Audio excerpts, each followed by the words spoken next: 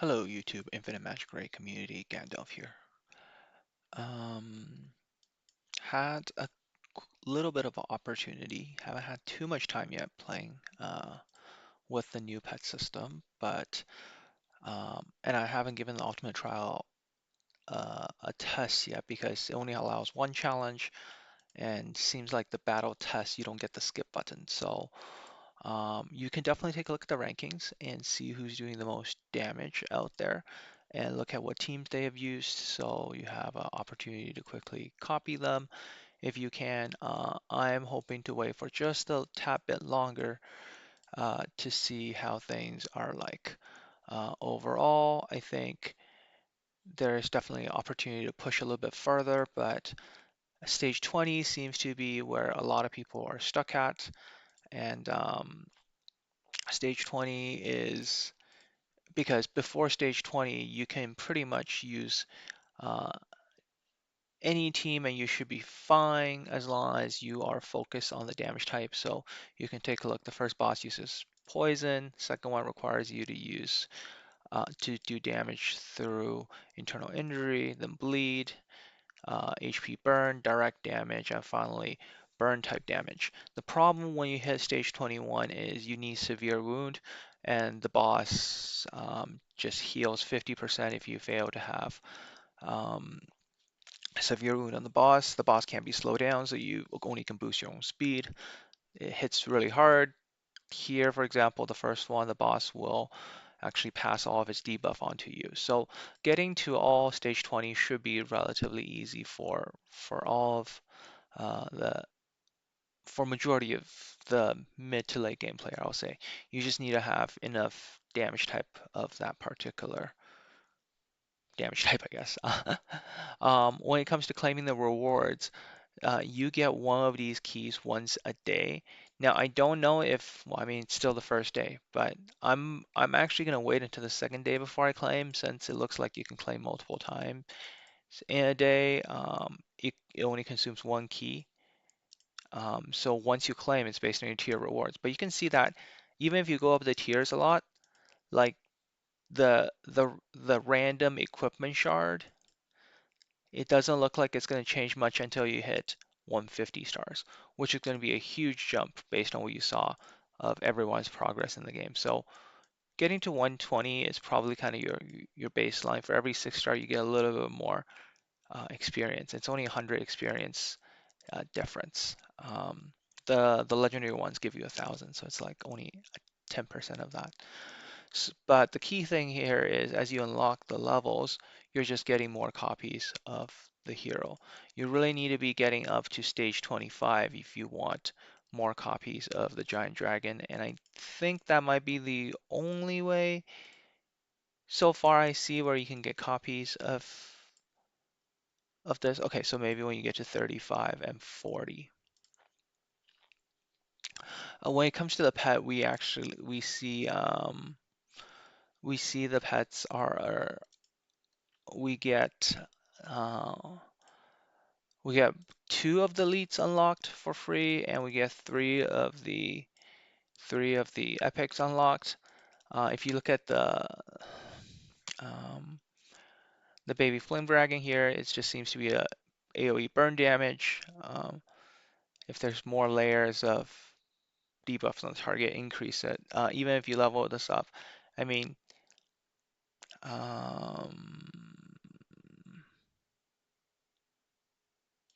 when you look at this, it's sort of like, yeah, just doing a little bit of damage. Here is more about doing damage to one enemy, whoever did the highest damage in total. Then we go to Force Hound, which is bleed damage to the one that has the highest damage in total. Does poison damage to all the enemies, and finally grants all ally a shield. If they take critical damage, they will give them a shield for 2 turns. Now, will be removed in advance after being triggered. So this is almost like kind of protects you from crit damage a little bit.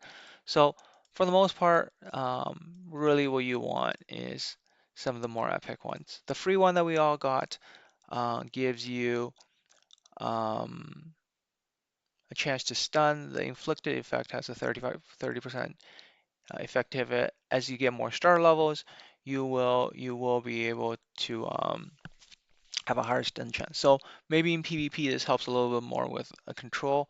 I mean, it's not a first turn stun, so it's sort of like a delayed stun since you have to wait a few turns before the energy charges up, right? Then here, I feel like through the boss fight, this one does a little bit more damage because this one is uh, it does AoE damage and give Venom Calamity so that then whenever the enemy gets any sort of dot debuff, they take 100% poison damage one more time from the ally. And remember, this is one more time from the ally, right? So this is not based on the pet stat. So you're pretty much getting 100% extra poison damage from the ally every single time from dot damage, and this can be triggered up to 5 times um, and 10 times by the boss. So this actually is a very decent um, pet if you think about it, DPS wise, and even a low investment. It's probably a better boost than the Fire Shield, and I think most of you can probably get to it. You get 60 shards for going up to, I mean, you get 10 shards per for me right now, star level I got that 10 extra shard, right? So you get it back here. Um, at stage 20 is when you get the last three. You get like I think two up here and three up here. So hopefully you can find five of them with no problem getting up to 20, and you're all good to go. Now I do believe the better one though. Oh, I think in galleries here we can actually check out some of these maybe. There we go. So this one's fully leveled up. You see that whenever allies have fallen below 50%, they get one more shield. And first time it takes fatal damage, they'll be immune to death, and they'll grant all allies another shield. So this is huge. I saw Klee with this 5-star at 60 level 60 already. Surprisingly, we haven't seen Klee hit the list, so I guess he didn't have to spend, $2,000 to get that. So I mean, probably did a lot of spins here um, to get I guess 6 copies of that. When we look at the gallery here for Spirit Beast, let's look at the last one here, Icefield Ghost, which we don't know where to get yet. It removes buffs from the enemy um, and inflicts praying wolves, so extends all their debuff 1 turn. Reduce their for all enemies. Exclude reduce. Wow, it's almost like yeah, reduces healing effect. Maybe for Gwyneth. I mean that's a nice buff, but not a lot of bosses heal. Oh, you know what? This might be actually really helpful for I don't know if that's helpful enough, but when we do Purgatory of Sins, like all the all the bosses, right? Like they have this ridiculous healing effect. So if it does not have restore all allies' health by 50%, makes all allies not pursue attack the enemy once. You still need severe wound. Like you just still need severe wound, and they still revive all their allies. It's insane how broken that is. Anyways, early first impressions. Best of luck to all of you. And it's still really early in the game, I'm sure. And we'll get a better sense of how impactful these pets are. But looking at the Briar Phantom Beast there, does seem quite strong in terms of shielding ability. Unfortunately, don't have one yet. For anyone who has it, please kindly um, share in the comments below. Do the revive effect.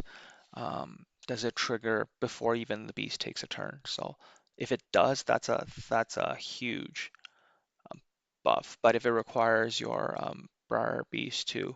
Briar Phantom to take a turn first before it triggers that effect, then I wonder if there's a trial feature. No, unfortunately, they really should add a trial feature because here, not sure if this is trigger. It's once per turn and twice per wave. But I wonder, like, can you be triggered before it even reaches the spirit energy level, right? That's the question. Like before it actually casts it. That would be very impactful, especially in PvP. Imagine getting that. It's almost like having an extra Big Jack buff, right? At the start of the battle. All right, so there you have it, guys. If you already did your rolls and did your wheels, and if you happen to know about the Briar Phantom, please leave a comment in the section below. Good luck to everyone. Gandalf out.